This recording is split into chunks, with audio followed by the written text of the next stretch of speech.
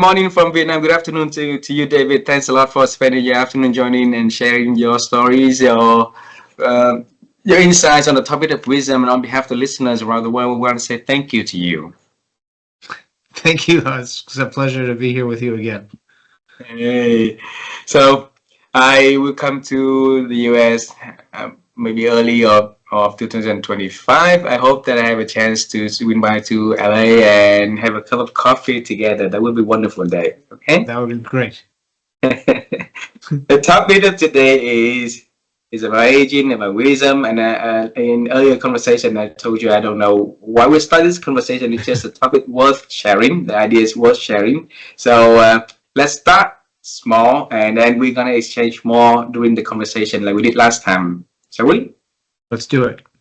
All right, and I want to start with the simple things first. Is a definition of wisdom, because each of us will have a different definition of wisdom in our own, like our own thinking. Okay, so for David, what is your definition of wisdom? I think that wisdom is intelligence learned through experience. That's one piece of wisdom, and then the other piece that might be a working definition for wisdom is the time between. This is sort of like what Viktor Frankl talks about, the time between something happening and our reaction to that thing happening. That space here is wisdom. Wow. There could be so many things to define wisdom. So why did you decide to put wisdom into that two options, two things? Well, I guess those two buckets are about experience. That I might have a knowledge of something. I might have a knowledge of something that I read in a book. But until I feel that experience, until I either make the big mistake or have the interaction with another human being that gets to test the hypothesis, that gets to test the learning that came from the book, when I have that experience, then that knowledge goes from knowledge to wisdom, because the experience either corroborates the information, or it refutes the information, or it deepens the information and expands it. Like it wasn't just what I saw in the book; it was actually more, and that gives me inner knowing, personal knowing of the information, as opposed to just understanding what I'm reading. I think there's a personal connection to wisdom that is connected to one's own experience of it. Beautiful. So the purpose of this conversation today, we will be expanding the capacity for us to bridge between the knowledge into experience. That's first, and the second is how to expand the space, like you said, the Viktor Frankl. So how can we expand that space so that we can respond wisely instead of reacting to situations? Okay. Okay. All right. I'm curious though, how does my working definition of wisdom compare to the one in Vietnam? Oh, I haven't interviewed anyone from Vietnam yet. Okay. I need to interview about 27. You are the 28th person, and each of you have different definition of wisdom. But in terms of the one common thing is the experience, from knowledge to experience. So that is, I think that's the one thing that come across many people that I interview, similar one. All right. So I think that a lot of people thought that having knowledge is wisdom. But it's, in your own definition, having knowledge is yet becoming wisdom. So how can we bring knowledge into experience to make it, make us wiser? So if I understand the question correctly, is how do we take the knowledge and turn it into experience so that it can grow into wisdom? Yes. Well, I think one of the things that comes to mind for me, and one of the things that I enjoy so much about our conversations, is your curiosity. You know, the beginner's mind, the feeling of I'm just wanting to learn something new. I just want to explore this with you. I think that's a big one, and that takes a certain amount of courage and also openness and uh, the letting down of one's ego to say, well, I don't know. I read it in a book, but I would like to experience it for myself to know whether it's true. And I'm also open to it being more than that, Um, or like to not make assumptions in any given situation, whether it's something that I read about or didn't read about. If the question is being asked of me, or I'm being challenged, or I'm in a situation that's difficult, can I be open-minded? Can I have beginner's mind? Can I just say, I don't know, but I'm willing to explore that with you so that I can have that experience? wow. So how can we let go of our ego and open ourselves up for more information and more knowledge? Yeah, I think I just read this the other day, and unfortunately, I can't remember the third one. But there's three sentences that we should use more often, and I know two of them. I remember two of them. The first one is "I don't know," and the second one is "I changed my mind." I changed my mind. Why I changed my mind is the second one. Tell us Well, more about that. because when we're young, or even when we're older, we have an idea of things, Hmm. right? We have an idea of whether we believe in something or we don't believe in something, whether something is good or something is bad. And as we grow older, as we have more experience, as we have more life interactions with people, we realize that it might not be one or the other. It might be a little bit in between. Ah, And so I changed my mind is a great way for somebody to be able to say courageously, I thought something for my whole life, but now I realize it's not that. And I think maybe I think differently about that now.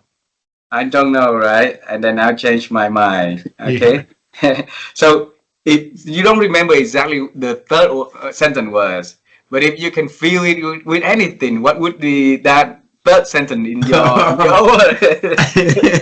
The third one would be, I don't know, I changed my mind. And what do you think? What do you think? So you put them all back together. Hey, well, I think you mentioned about the word curiosity is very important because that's how we explore options. We explore the availability and so what could we do to grow the curiosity inside each of us, David? Um, One of my teachers was fond of saying that the beginning of wisdom is skepticism, Mm. and I love this idea. And skepticism from the perspective of, well, maybe I don't know. Maybe that's not right. Maybe it's different than I think. That skepticism allows us to be open to changing our mind or to foster curiosity. Because if maybe I'm wrong, then the flip of that is I wonder what it might be. And Mm. if right, and so if we have I wonder what it might be as our guide, we are naturally open to curiosity. I Mm. remember when I was little, I would go for a drive with my dad on the weekend, Ah. and he always put on the uh, CBC radio, the Canadian Broadcasting Company, and the news would be playing, and then he would look over at me and he would say, "Do you know what that means?" And I would say, "What?" And he said, "What they're talking about." And I say, "Well, what are they talking about?" Because I wasn't listening to the news. I was 8 years old and I didn't care about the news. But he would say, "Well, they're talking about um, constitutional democracy." And I'd say, no, I don't know what that means. And then he would always say, well, why don't you ask? Oh. And sometimes I would be listening and he would say, do you know what that means? And I'd say, you mean constitutional democracy? And he would say, yeah, do you know what that means? And I would say, no. And then he would say, why don't you ask? Wow. And then I would say, okay, Dad, what's constitutional democracy? And then he would say, I'll tell you what I know, but then let's go find out some more. And we would get back to his house and we would go and open the encyclopedia and we would look together and we would learn about something.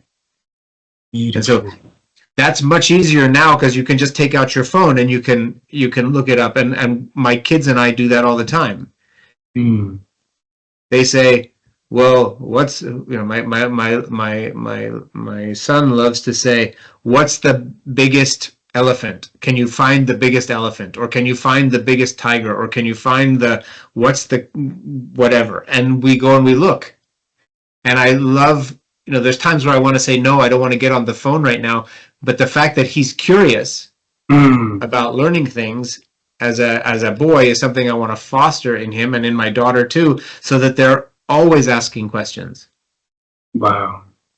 Your father did a very, very beautiful thing that set up a nurturing a way to create the link between generations, connecting wisdom to one generation from his generation to the next, which is yours.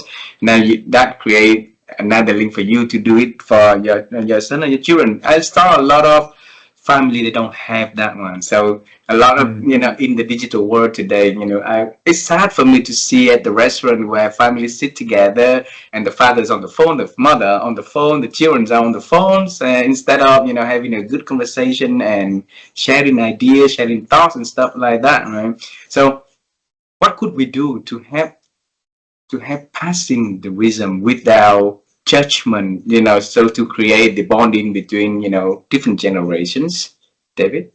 Well, I don't know if I have the answer for that one because my kids like to also get on the phone in the restaurant too sometimes. Not all the time, but sometimes. So I would say that all we do is have great conversations.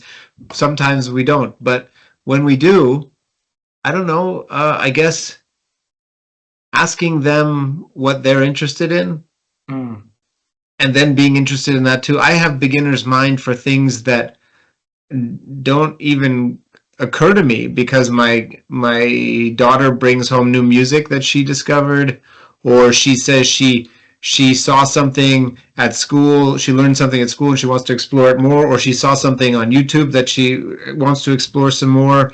And we learn things together. We learn things about the city that we live in and we go and explore them, or we learn something about a rock band, or we learn something about a natural phenomenon and then we go and explore that. And so it's not just about all the stuff that I know that I want to transfer down to my kids, but it's all the things that they know that I can learn. So there's two ways. Yeah, and if I'm open-minded about it, if I'm curious about it too, even when I'm not that interested, it lets them know that they know things that are worth sharing and worth learning about. And sometimes I'm surprised and I find out that that's actually something that I liked more than I thought. Wow, absolutely, absolutely. Like in my situation, David, I always hated history lessons when I was young, until I do this program, and then I started to meet so many amazing people who their lives integrate into the a piece here and piece there of the history stories.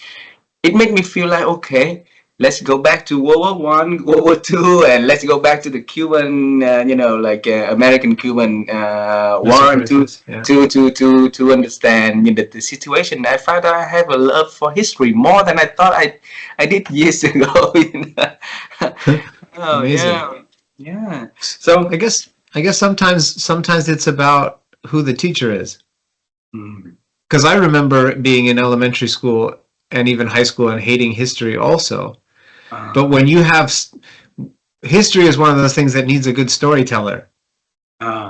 You get into it because somebody told the story in a way that made you get sucked into it. It's the difference between seeing a great movie about about a topic and seeing a mediocre movie about a topic, you walk out of a movie that's great and you want to learn more about the thing.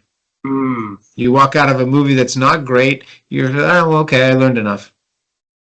So the teacher is very important. I think so. Where can we find our teachers to create more wisdom in our life? Man, they're all around us. What do they say? If when the student is ready, the teacher appears. Isn't that a saying? So I think if we are more looking for people, again, it's like an ego thing, right? When you're really young, you're maybe curious to find a good teacher, and then you find a teacher who becomes a mentor. Could be a sports coach, it could be a teacher at school, could be a priest or a rabbi or an imam or somebody who teaches you about things that resonate. But I think it's about being open and curious. There are teachers everywhere. There are great teachers everywhere. And if you ask somebody a question, you might find that you love the answer. But I don't think that we talk about this a lot in this country, that teachers need to be more appreciated. Yeah. And so I think everywhere there are teachers, but we have a tendency in this culture to, if you're a little bit older, you're less cool. And then if you're a lot older, you're even less cool. But with age comes wisdom and stories, and those stories are really interesting if we listen. You mentioned there's one thing, with age comes wisdom. We're going to come back to that later, because I want to finish the first one is the you said that the intelligent learn through experience, where that's where knowledge, with time, become experience. And there's also the one that the giggle, garbage in, garbage out, right? So we need to also make sure that we don't bring the wrong kind of knowledge into our world. Otherwise, it's becoming in the bad, experience, and it's out of wisdom also. So how can we filter the knowledge, the information get into our life to make sure that we keep the one that needed for our development and delete the rest?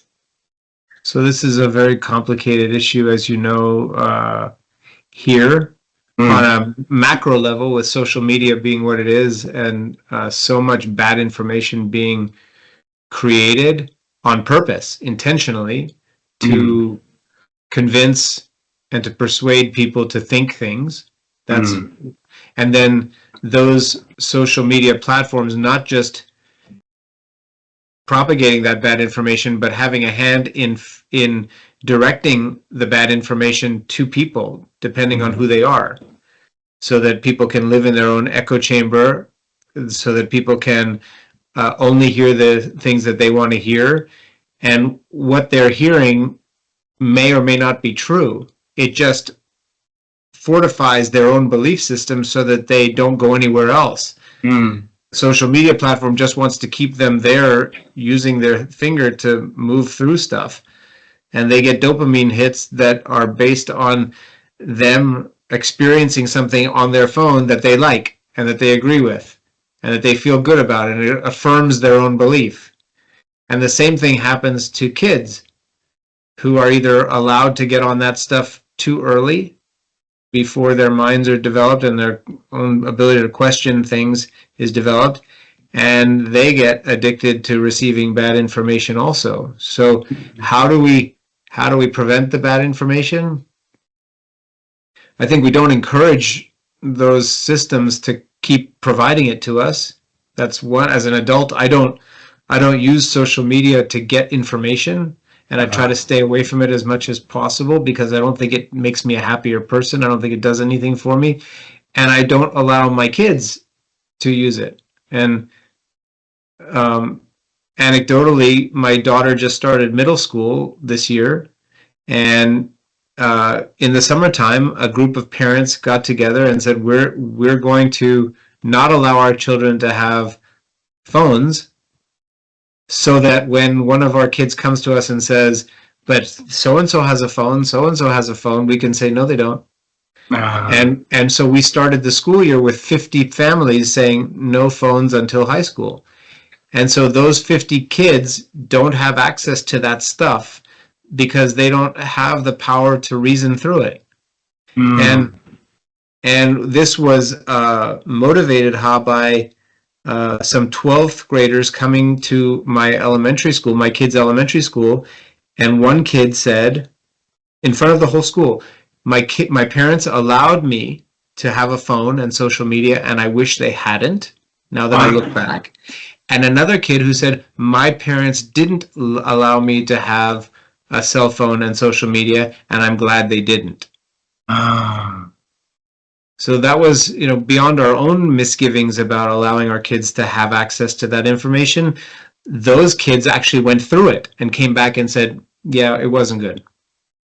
But if that's the case, we only do the prevention, but we're not going to do the curing of that one. So eventually, when they get to high school, they have the phone, or when they get to university, they have their own way to have the phones, right? So I think that if we can do something to help them build the foundation, and and understanding how, because there's a TED talk very beautiful that talk about the human lab. All right, so we say, okay, we create the lab where we test the rats and stuff like that, and the world is like a lab where we are rats, and it's giant companies are running that lab to manipulate, to guide us to where they want to go. So it's best if we don't becoming lab rats in that, Yes. in that society and then that experience. So what could we do in a more foundationally to make sure that we not become a part of that experiment, David? Well, maybe that comes with wisdom, because Yeah. because if you keep banging your head against the wall the same way, doing the same thing, and you realize you're not any happier for it, maybe you stop one day banging your head. Just like people realize that the information that they're receiving is not necessarily honest or useful or good, and they stop going to that information source. Or they travel the world and they have different experiences, and you know this so well, being as traveled as you are, that when you go to another country and you visit another lifestyle, another culture, you learn something, and you realize that maybe, or I realized that maybe it's not just the way this is, the way that I perceive it to be, that there are other perspectives that are also very important, and the things that I've become addicted to, the information that I've become addicted to, isn't actually serving me. I know that as more data comes out, as more research is being done on the harmful effects of social media, there will eventually be some level of legislation. There already is starting to become legislation that is, I hope, addressing the fact that our communities are becoming less intelligent, less discerning, less rational, less informed as a result of social media, even though it claims to be this source of information and enlightenment. You mentioned about a teacher talking about skepticism, right? So be skeptic about everything. I think that is foundational, important for us to ask, questions about information that we receive, to make sure that we're not, we're not going to where the social media lead us to where they want us to be. So there's power of skepticism right there. What can we do to build that, like to leverage that and build it into our life, that is balancing, not too skeptic about things, to be too open to receive information, David? Yeah, so there's, I think what you're getting at is the difference between skepticism and cynicism. Oh. Right? So a skeptic questions. A cynic sort of, nah, that's not gonna be right. For sure, I'm not gonna agree with that. I'm not even gonna try that. A skeptic says, well, maybe there's something else to be learned here. Maybe it's not quite right. And how do we do that? Well, one of the things that that my wife and I try to impart to our kids is to trust their gut, because the gut doesn't lie. The belly tells you something, the heart tells you something, and it may be different than what the mind tells us, and to trust that voice. The idea that there is a flap in the throat, and when the heart tries to speak, the flap says shut up, and the brain is the one controlling the flap that says shut up, you're going to sound stupid, or you're going to be foolish, or nobody wants to hear that. But this knows the truth. And so if somebody is learning something, reading something, and it doesn't feel true or right, maybe they should take that as a sign to do some more research, follow the money, so to speak, figure out who's telling that story, what might be their motivation for telling that story. There's so much bad information, but it's actually not that hard to figure out where it's coming from, and if it's coming from a bad place, it's probably bad information. Yeah. But we are like we're like goats just sitting there eating it. We don't question what it is. We just eat it because it's there. Yeah. They said there are three brains, right? Our brain is one, our heart is another second brain, and the gut is the third brain. So when you said that your wife and you trying to encourage your children to cultivate the feelings from the guts, right? What do you do to create that space for them to have that experience? Well, I think just talking to them. And so they come home from their day at school, and they've had experiences, some great experiences and some bad experiences, and when they want to share those experiences, we ask questions because we want to be curious about those experiences. So what was that like for you? And what did that make you think? And what do you think you could do differently? Or what would you do if that happened again? Or, why do you think that person reacted that way?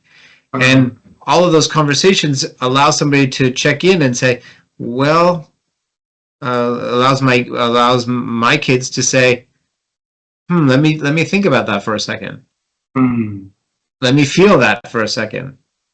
If somebody was mean to my kid, my first reaction is, "Ooh, I want to get that other kid." But I also want to leave a space open for maybe that kid was having a bad day. Maybe that kid's dad or mom is traveling on business all the time and never home. Maybe they have a sick grandma. Maybe they had a bad day. Wow. Maybe the bully was just bullied by somebody else. And so if we feel into that, we cultivate compassion. And I think if our kids feel into that, they also can cultivate empathy or compassion for somebody else. So that leading to the second part of this conversation about the space, the space for us to form our decision or our response before we, and earlier when you said knowledge to experience is become let go of the ego, because I'm trying to read it here. So the curiosity, the ego, and the third one is important in here. I know that he is having the courage to do something with that. All right. So before we get into the space, let's talk about courage a little bit. So if we know the knowledge is right, and we want to put it into the experience, somebody with just having the knowledge, but then taking action is something that they're hesitating or not even doing it. So it will never become, how they, become reality for them to see the result of that knowledge into actions, and not going to build the experience. So what can we do to help them to have that baby step of courageous to do something? Yeah, we were just talking about this last night I'm part of a men's circle, and we were talking about the writing of James Hollis, and he was saying that knowledge is not enough. You also need courage and endurance. And Endurance. yeah, and so yeah, when we learn something, that's just the beginning. It's the stepping off point.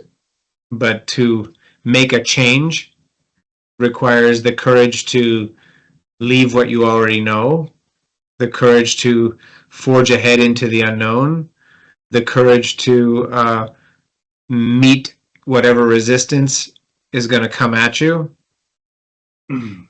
And then the more resistance we encounter, the more endurance we need, the more perseverance and tenacity we need to keep pushing to discover the truth, to reach the milestone, to achieve the goal and purpose, to have the freedom or the life that we are looking for. That's hard. In anything worth doing, there's going to be a ton of resistance and pushback and naysaying and doubting on our own, not only externally but also internally. Mm. There's a lot of doubt that comes up, or fear that comes up, or old programming that gets in the way. And so you're absolutely right. Courage and endurance are needed. And I don't. How do we foster that? I think maybe by keeping our eye on what's important. Mm. Like, I want this. I want to know this. I want to get past this. I want to achieve this.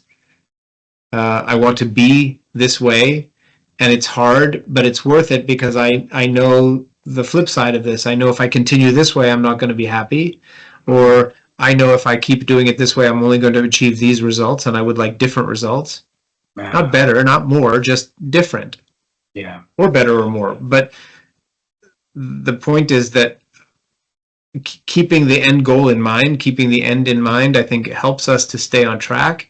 And then having partners, somebody who can remind us when we fall off or when we get discouraged, having a mantra, having so I guess so many things that can help us stay on track when it's hard. Beautiful. I want to bring you to your own life experience when you build a business. And I believe that there's a lot of people, for sure, will be a naysayer, be the one who injecting doubts and more problems to the existing one that you already have. And I don't want us to becoming part of that. Each of us will have our own journey. Then maybe I'm outsider. I don't understand your journey. I don't have the rights to, to put more pressure onto the existing situation that you already have. So what can we do to step ourselves back from other people's situations, and instead of giving them more problem, giving them the support, giving them the courage to the good things for them to continue exploring their path. David, it's the weirdest thing how my wife and I used to laugh about this, that when my wife was pregnant with our kids, she would meet somebody in the grocery store, and the woman would say, "Oh, when is your baby coming? Oh, my baby's coming in so and so. Oh, that's amazing." And then they would launch into some terrible story about their childbirth. Like they just needed to tell some story about how awful it was at the hospital, and the baby, was strangled, and it was terrible, and everybody was screaming and crying. And we think to us, why are you telling this to a woman who's about to have a baby? And there's so many instances of that. I think we just need to look at the other person and say, is the story that I'm about to tell worth telling? There's this great acronym in what I do for a living as an executive coach, which is WAIT. And WAIT stands for Why Am I Talking? Wow. So that is space. Yes, everybody should have a sticky note on their computer that says "wait," and just shut up for a second. Just yes, that's the space. That's the space. Yeah. Here's the thing that happens, and my reaction can be to do something helpful, or to do something harmful, or to do nothing at all. And the biggest predictor of what I'm going to do is the space that I allow myself to think about it. What can I do right now? What would be the highest good that I could do right now? And maybe it's to say nothing, or maybe it's to give that person a hug, or maybe it's to just say, wow, I hear you, or to tell a funny story, but not to do the thing that is going to create more harm or more burden or more load. So, what can we do to build that space and give ourselves the ability to to keep that space widen longer and David, sorry, Meditate, meditate. meditate, go to therapy, um, have fun, have a balanced life, get enough sleep and exercise. Mm. Instruct yourself, get educated on the things that you don't know about. Mm. um, have an open mind, slow down.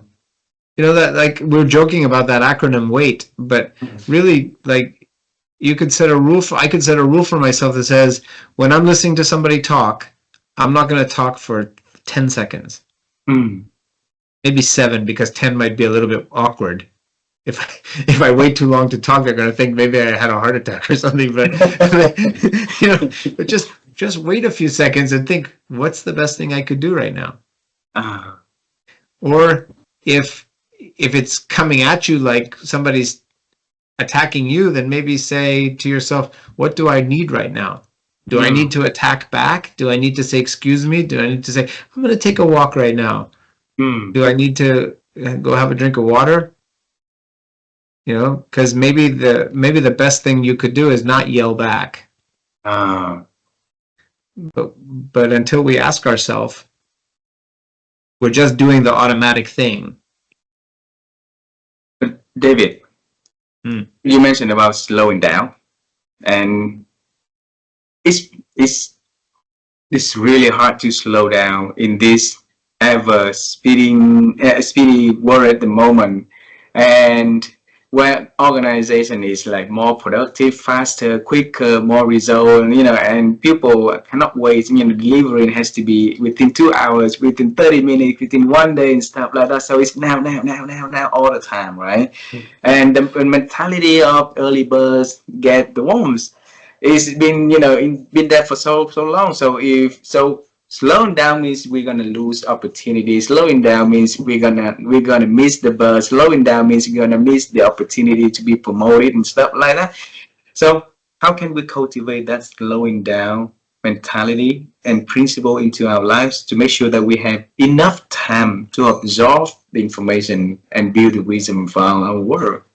Yeah. So, well, I guess there's a couple things that come to mind. One is that going faster may seem on the surface to be the better solution for more gain, but there's a lot of collateral damage that's possible when you go fast, because when you go fast, you may be reckless. You may be insensitive to what your team is capable of, what your children are capable of, what your spouse is capable of, and you end up causing more damage than good in the long term. Which reminds me of that that saying, if you want to go fast, go alone, and if you want to go far, go together.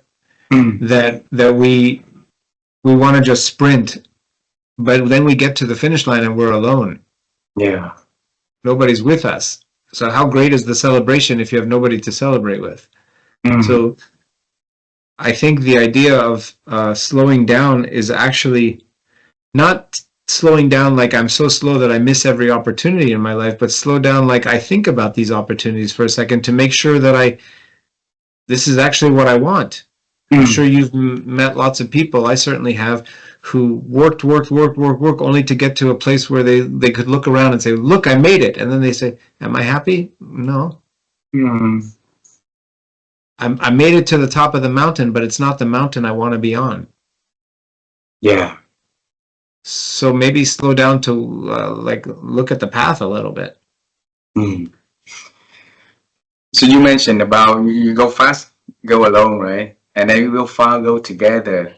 And that's another part you mentioned about fun also. And I want to go far together with somebody that bring fun and joy in my life. I don't want to go far together with somebody gonna bring, bad stories and bad experience in my life. That would become a very painful journey.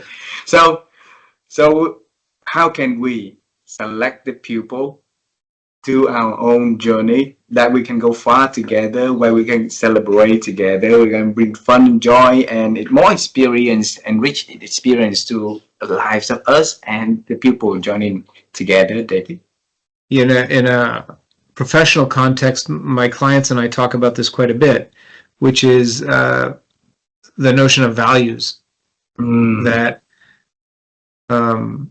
people who are building a team often want to build that team full of the expertise that they don't have.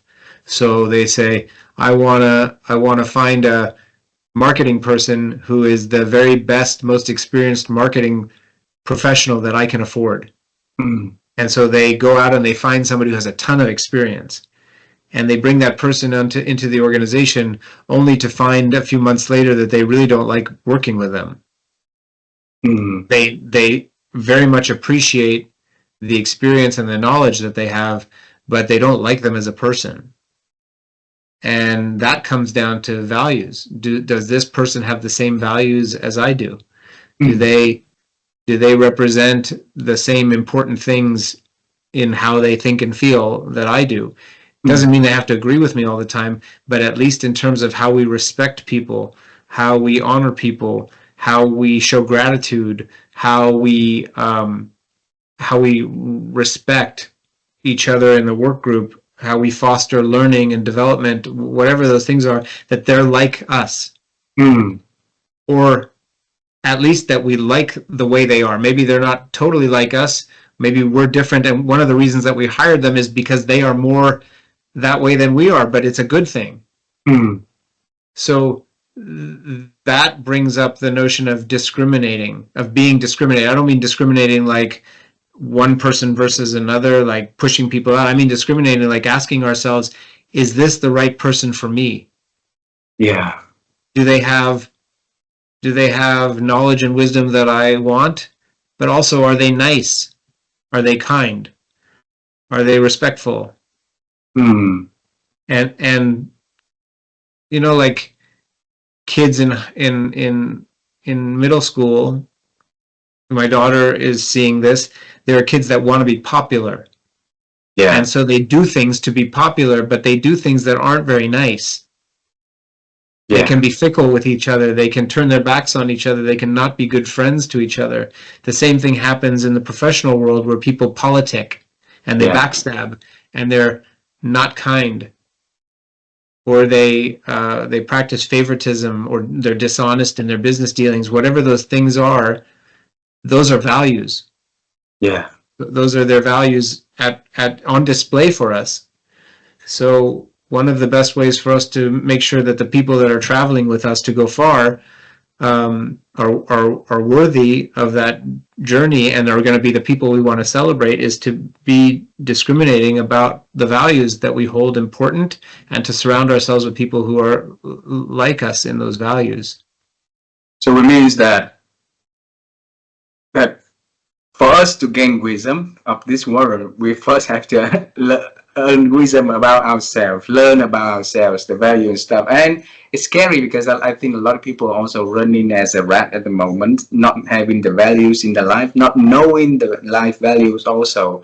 So if they slow down to take a step to exploring what the values they truly hold to themselves, and figure it out for themselves, what is exercise for them to understand the real values that they want to pursue in their lives? Sure. Well, I mean, there are many ways to do that, but one of the ways that I do it with my clients is to give them a list of values: integrity, honesty, creativity, beauty, justice, but 60 of them. And then I say, okay, choose the ones that sound good to you. And so they do. They circle the ones that are important to them. Maybe they circle 20 of them. And then I say, okay, now go back through that list and circle 10 of them. Or cross out the ones that seem kind of similar. and pick the one of the two that are very similar, pick the one that feels the most closest to what you actually hold as important to you. Mm. And then they do that, and then it's okay, now do it again and come down to 5. And if you come down to 5 values that really resonate for you, then those are the things that you would say yes to, and the opposite of those things are the things that you would say no to. If a situation came up and it was against those values, you would say no to it because you have the clarity of what's important to you. Beautiful. You would walk away from a situation because it's against your values. You would say no to that situation because it's against your values. You would terminate a friendship because they cross those values. I don't mean like black and white, like, okay, you make one mistake, you're done. But over time, you know, if you're clear on your values, which is a simple enough process, then you get to hold those as important to you. Mm. You mentioned about, I have two last questions for this conversation. Okay, so you mentioned about the word overtime.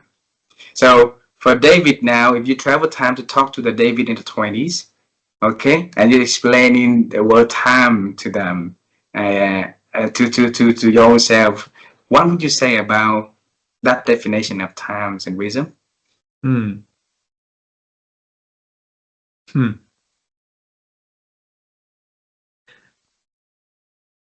I guess I would say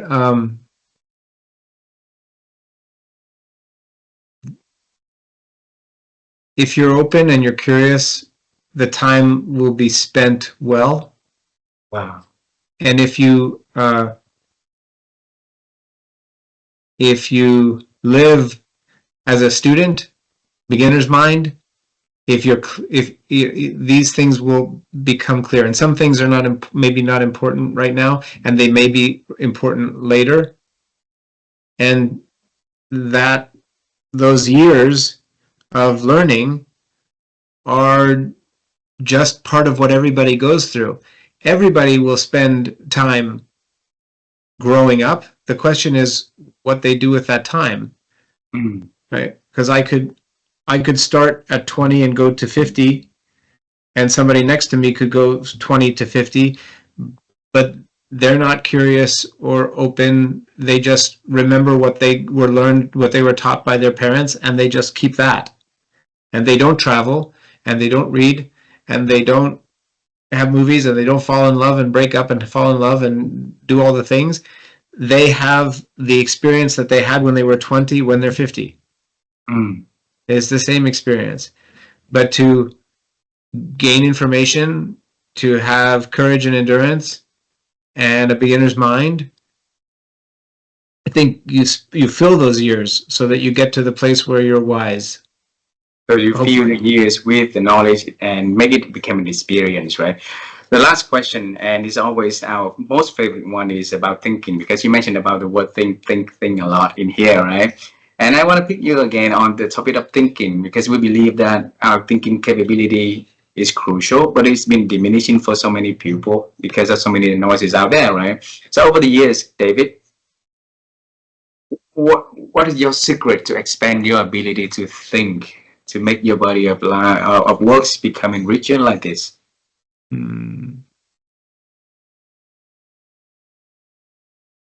I think to honor my father, I would say that I'm at my best when I'm learning, and when I stop learning because I either think I've learned enough or because I'm being lazy, then my life seems to feel stuck.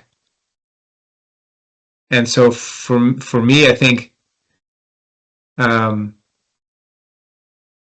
that's the thing that makes thinking beneficial, is when we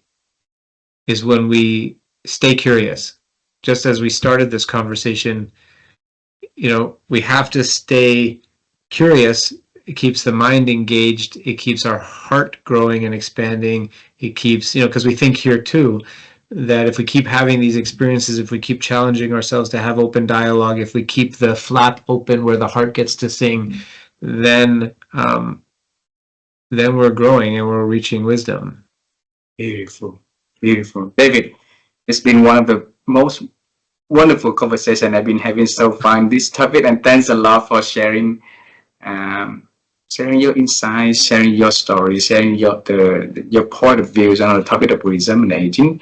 And I would love to see you in January if and have a really good cup of coffee with you. Yes. Okay. Let's do it for sure. For sure. Send me your dates when you know them. Oh, absolutely, I will. And if you ever decided to travel to this part of the world with your family, now you have a friend here, a family here, okay? I know that. I know that, and I thank you for that.